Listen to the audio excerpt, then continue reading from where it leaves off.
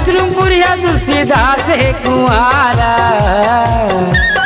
मैं हाँ चुचरुमपुरिया तुलसीदास है कुंवारा।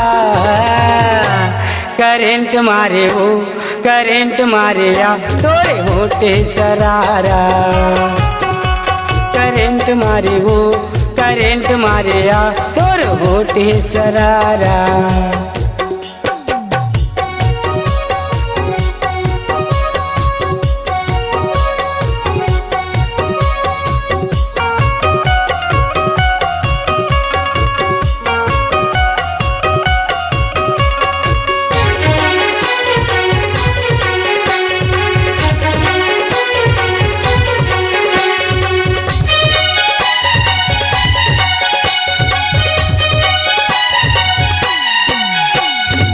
आम के छैहम बंसी बजावत है, देखे टूरा मन तोला बलावत है।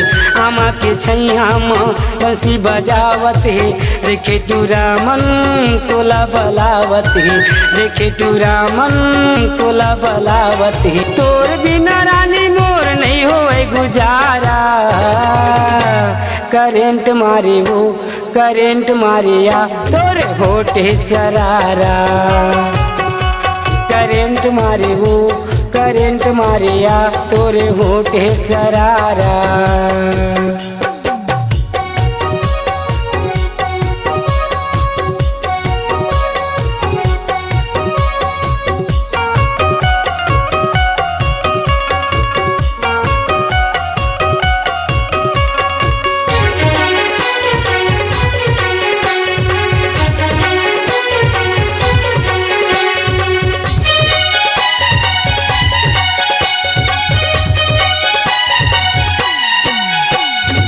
माया के नशा चढ़ी मैं हाँ बहा गेऊ, मुहनी सूरतिया माँ मैं हाँ मुहा गेऊ।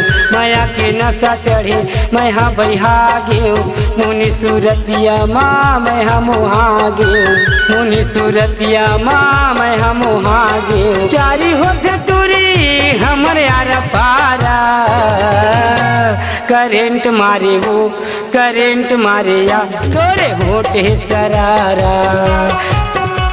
करेंट मारे वो करेंट मारे या तोरे होटे सरारा।